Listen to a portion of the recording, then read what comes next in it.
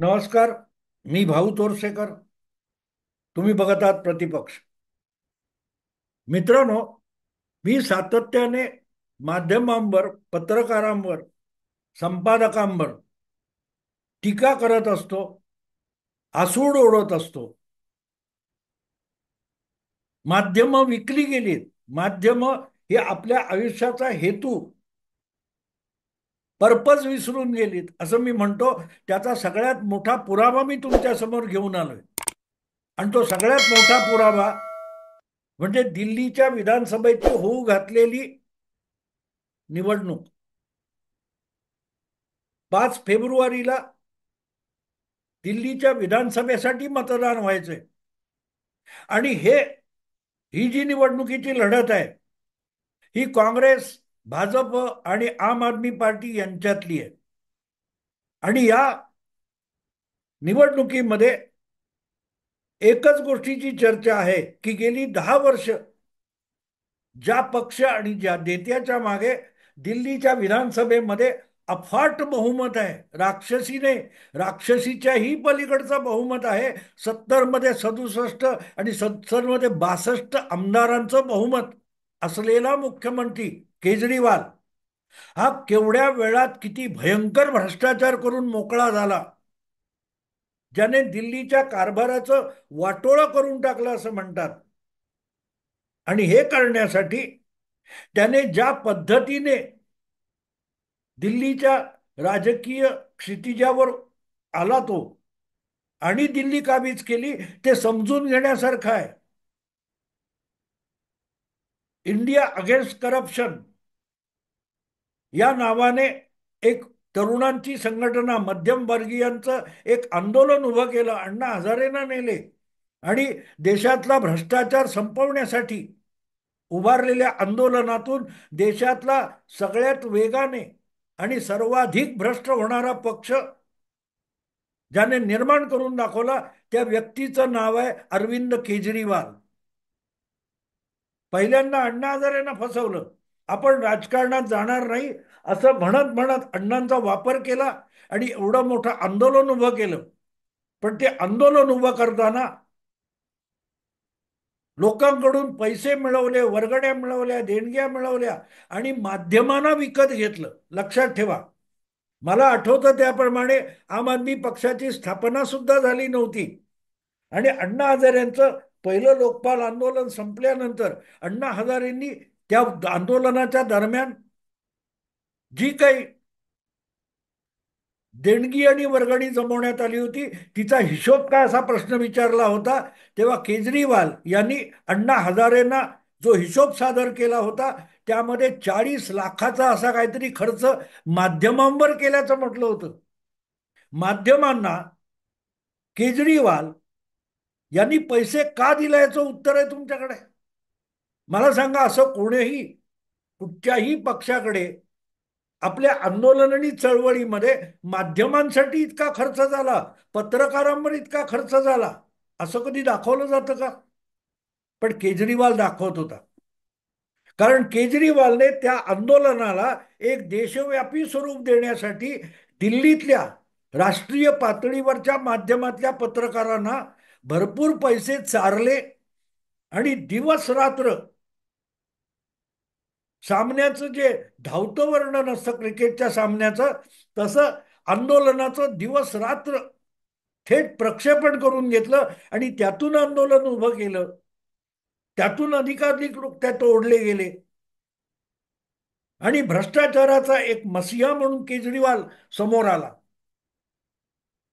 आणि हळूहळू जेव्हा त्याचा दबदबा निर्माण झाला, तेव्हा केजरीवालने अण्णा हजारेंना टांग मारून एक पक्ष बनवला, राजकीय पक्ष बनवला. आणि तो पक्ष बनवण्याआधी दिल्लीतल्या लहान मोठ्या अनेक संस्थांना हाताशी धरून त्याने एक सामाजिक सेवेच्या नावाखाली लूटमार करणारी एक टोळीच उभी केलेली होती, जी ताबडतोबीने आम आदमी पक्ष म्हणून रूपांतरित झाली. आणि त्यामध्ये फिट न बसणाऱ्यांना एकेकांना हाकलून लावण्यात आलं. पण केजरीवाल हा राजकारणात आणि सत्तेत केवळ दरोडेखोरी करण्यासाठी आला होता. याचा सगळ्यात मोठा पुरावा मी तुम्हाला देतो. की जेव्हा पक्ष होता आणि 2015 मध्ये प्रचंड बहुमताने सत्तेत आला, तोपर्यंत केजरीवालने स्वतःच्या पक्षासाठी सुद्धा एक अंतर्गत लोकपाल नेमला होता, ज्याचं नाव होतं ऍडमिरल रामदास. पण 70 मध्ये 67 आमदार निवडून आले आणि एक हाती दिल्लीची सत्ता केजरीवालला मिळाली. त्यानंतर केजरीवालने पहिल्यांदा रामदास या आपल्या अंतर्गत लोकपालाला बरखास्त करून टाकलं. कारण पक्षाकडे अनियमित देणग्या आल्या कुठून, अनियमित पैसे आले कुठून, हा प्रश्न जेव्हा त्या अंतर्गत पक्षांतर्गत लोकपाल ऍडमिरल रामदास यांनी विचारला, तेव्हा त्यांना उत्तर देण्यापेक्षा केजरीवालने रामदास यांनाच म्हणजे पक्षाच्या लोकपालालाच बरखास्त करून टाकलं आणि त्यानंतर ते पद सुद्धा पक्षातून रद्दबातल करून टाकलं. पुढल्या काळात शांतीभूषण, प्रशांत भूषण, योगेंद्र यादव, काय तो कुमार विश्वास, शाजिया इल्मी, कपिल शर्मा, कपिल मिश्रा यासारखे अनेक सहकारी जेव्हा प्रश्न विचारायला लागले, तेव्हा त्यापैकी एकेकाला दमदाटी करून, धक्काबुक्की करून, नुसत्या बैठकीतून नव्हे तर पक्षातून सुद्धा हाकलून लावण्यात आलं. इथे आपल्याला लक्षात येतं की पक्षांतर्गत कुठच्याही पैशाचा हिशोब आपल्याकडे मागितला जाऊ नये, म्हणून जो माणूस पक्षातला लोकपाल रद्दबातल करून टाकतो, त्याचे मनसुबे काय होते हे तुमच्या लक्षात येईल. आणि मग दिल्लीचं सरकार ताब्यात आल्यानंतर दिल्ली सरकारच्या पैशावर गोवा, गुजरात, तुमचं पंजाब इथल्या माध्यमांना, वर्तमानपत्रांना, तिथल्या स्थानिक वृत्तवाहिन्यांना, पत्रकारांना प्रचंड पैसा पुरवून आपली टिमकी सातत्याने वाजवायची. दिल्लीच्या कामाचा प्रचार कुठे, गोव्यामध्ये, गुजरातमध्ये, पंजाबमध्ये, अशा रीतीने माध्यमांना हाताशी धरून अगदी न्यूयॉर्क टाइम्स, वॉशिंग्टन पोस्ट अशा वर्तमानपत्रामध्ये केजरीवालने दिल्लीत केलेल्या सर्वोत्तम कामाचे लेख छापून आणले. माणूस पहिल्यापासून दरोडेखोर होता, पहिल्यापासून दरोडेखोर होता. मोठमोठे डाकू सुद्धा मठांना, देवस्थानांना प्रचंड मदत करतात. केजरीवाल त्यापेक्षा वेगळा नाही.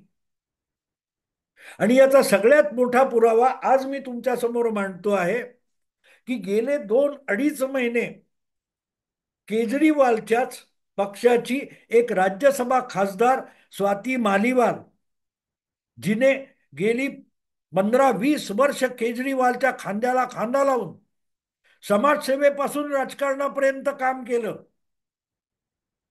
आणि एक वेळ अशी आली की ती सुद्धा प्रश्न विचारते म्हटल्यानंतर तिची सुद्धा मारहाण करून केजरीवालने पक्षातून हकलपट्टी केली. मुख्यमंत्र्याच्या निवासस्थानी तिला मारहाण झाली. मारहाण करणाऱ्याला विशेष अधिकारी म्हणून केजरीवाल सन्मानित करतो. ती आता चवताळलेली नागिण आहे.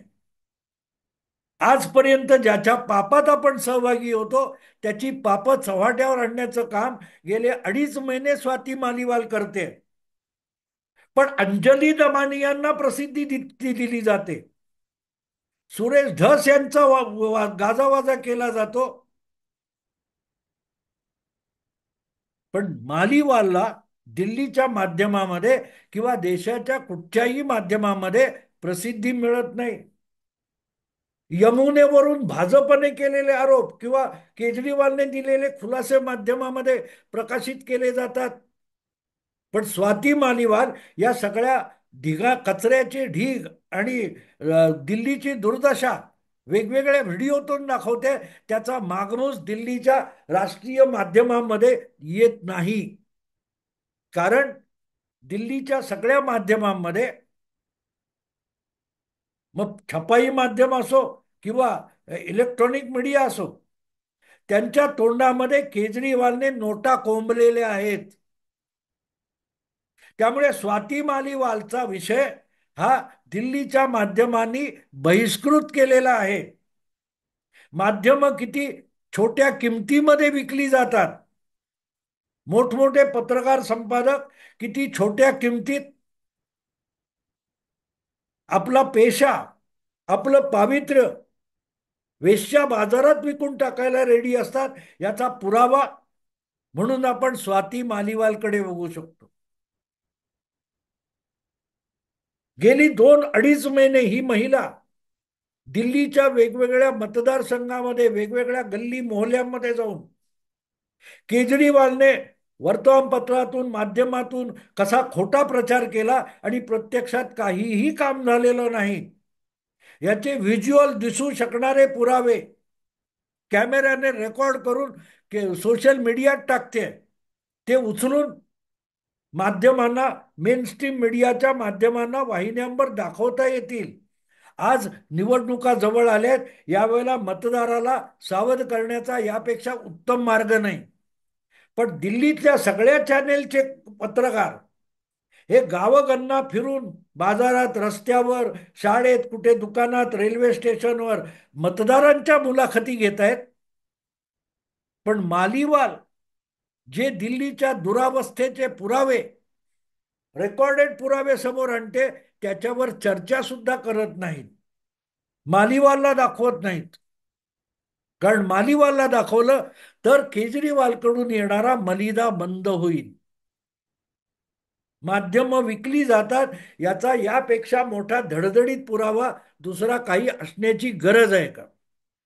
राहुल गांधी काय बोलले, भाजपच्या प्रवक्त्याने काय सांगितलं, एवढं दाखवणं. केजरीवाल किती धादांत खोटं बोलतो हे तो शहजाद पुनावाला, भाजपचा एक प्रवक्ता आहे, तो टॅबवर दाखवतो काढून. 6 महिन्यापूर्वी, 6 वर्षापूर्वी केजरीवाल काय बोलला होता, आज नेमकं उलट बोलतोय. नाही दाखवायचं मित्रांनो, नाही दाखवायचं. अर्थात म्हणून लोकांना कळायचं थांबलं असं नाही. मतदार पण आपल्या अनुभवाच्या आधारावर मत बनवतो आणि मतदान करत असतो. त्यामुळे माध्यमांच्या संपादकांनी कितीही कोंबडी झाकून ठेवली म्हणून मतदानाचा सूर्य उगवायचा थांबणार नाही. ज्या दिवशी केजरीवालला दणका बसेल, त्या दिवशी केजरीवालपेक्षा सगळ्यात मोठा पराभव दिल्लीच्या राष्ट्रीय पत्रकारितेचा असेल, की एक केजरीवाल सारखा माणूस दिल्लीच्या एका छोट्या राज्यापुरता मुख्यमंत्री जर दिल्लीची माध्यमं विकत घेऊ शकत असेल आणि त्यांच्या तोंडात पैशाचा बोळा कोंबू शकत असेल, तर मग अंबानी, अदानी किंवा आणखीन कोणी मोठे उद्योगपती, लखपती, करोडपती, अब्जाधीश या माध्यमांना बाजार बसवीसारखं देह विक्रयाला बसवतील, यात नवल ते काय.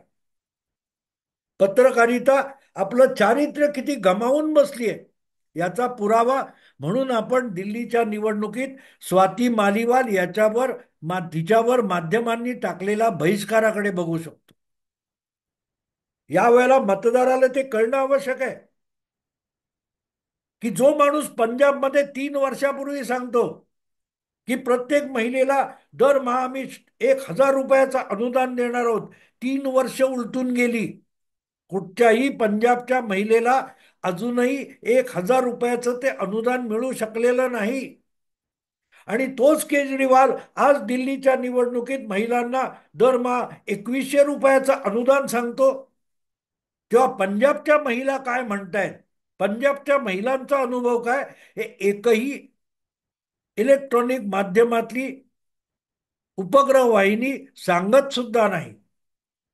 हा, पंजाबचे काही लोक ते बोलतात, पण ते आपल्याला युट्यूबवर ऐकावं लागतं. युट्यूबर्स अनेक आहेत की ज्यांनी या बाबतीत मुख्य ह्याच्यातल्या प्रवाहातल्या वाहिन्यांनी, वृत्तवाहिन्यांनी जी लपवाछपवी केलेली आहे ती मोठ्या प्रमाणावर युट्यूबमधून उघडकीस आणलं गेलेलं आहे. जी केजरीवालची अब्रू मुख्य प्रवाहातली माध्यमं झाकून ठेवायचा आटापिटा करतायत, त्यांना उघडं पाडण्याचं काम मोठ्या प्रमाणावर युट्यूब आणि सोशल मीडियातून चालू आहे. त्यामुळे या निवडणुकीत मतदाराने आपल्या अनुभवाने केजरीवालचा अत्यंत विकृप आणि विद्रुप चेहरा ओळखून आम आदमी पक्षाचा पराभव घडवून आणला. तर तो एकट्या केजरीवालचा पराभव नसेल, तो केजरीवालच्या दिल्लीच्या माध्यमातील बगलबच्च्यांचा सुद्धा पराभव असेल.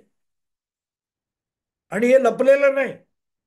अगदी सुरुवातीपासून जसं आपल्याकडे जरांगे पाटील हे आंदोलन माध्यमांनी उभं केलं, तसं केजरीवाल हे सुद्धा आंदोलन दिल्लीमध्ये माध्यमांनी उभं केलं होतं. आशुतोष किंवा प्रणयप्रसून वाजपेयी यासारखे पत्रकार केजरीवाल बरोबर मद्यप्राशन करताना काय काय गुण उधळत होते याचं चोरून केलेलं चित्रण जगासमोर आलेलं आहे.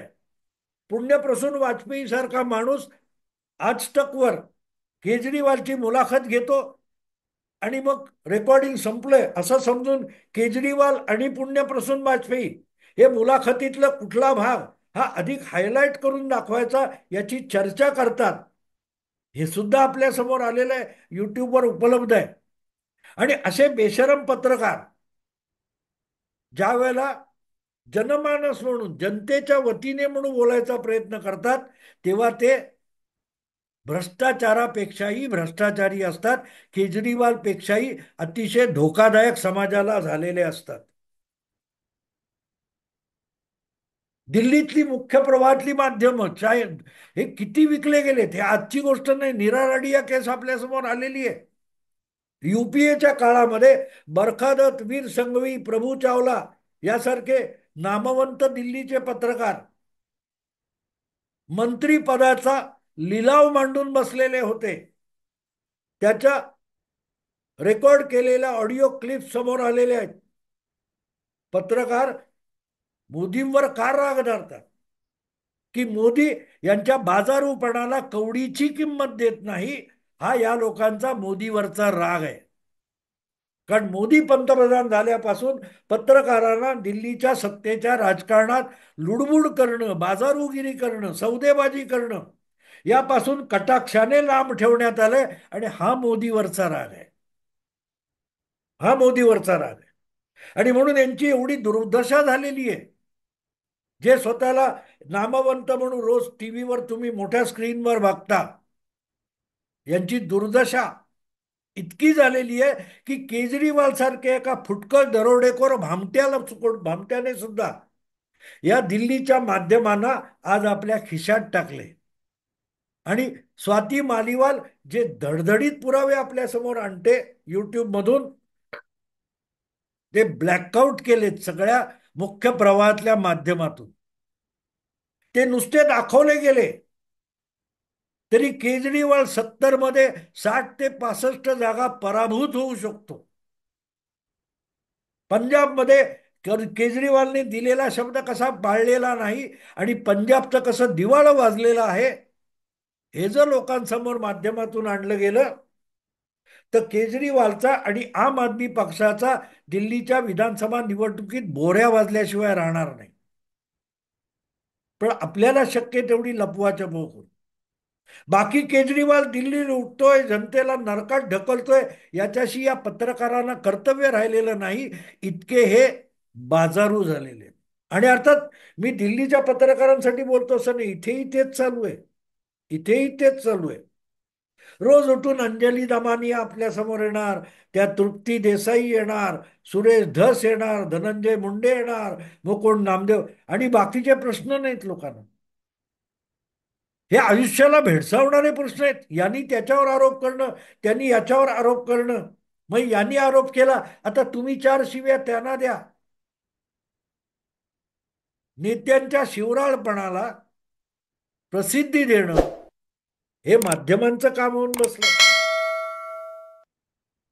का लोक तुम्हाला ऐकत नाहीत, का लोक तुम्हाला गंभीरपणे घेत नाहीत, याचा सगळ्यात मोठा पुरावा स्वाती मालिवालने समोर आणलेले पुरावे आहेत. आणि पुरावे नाही ते काय स्वाती मालला कुठे शोधावं लागलं नाही. दिल्लीच्या गल्लीकुच्यात मित्रांनो, मी माझं कुटुंब दिल्लीत राहतं, माझी मुलगी दिल्लीत आहे, पत्नी दिल्लीत आहे. त्या परिसरात आम्ही इकडे तिकडे फिरत असतो, दिसतं काय चाललंय ते. ते काही शोधायला लागत नाही. पण त्या दिल्लीच्या शोध पत्रकारांना या गोष्टी सापडत नाही. त्यांच्या डोळ्यावर केजरीवालने दिलेल्या जाहिरातीचा चष्मा चढलेला आहे. त्यांनी त्यांची किंमत मोजलेली आहे गप्प बसण्याची. पण म्हणून सूर्य उगवायचा थांबतो असं नाही. लवकरच कळेल आपल्याला. फार वेळ नाहीये. 4 तारीख आहे मी बोलतोय ती.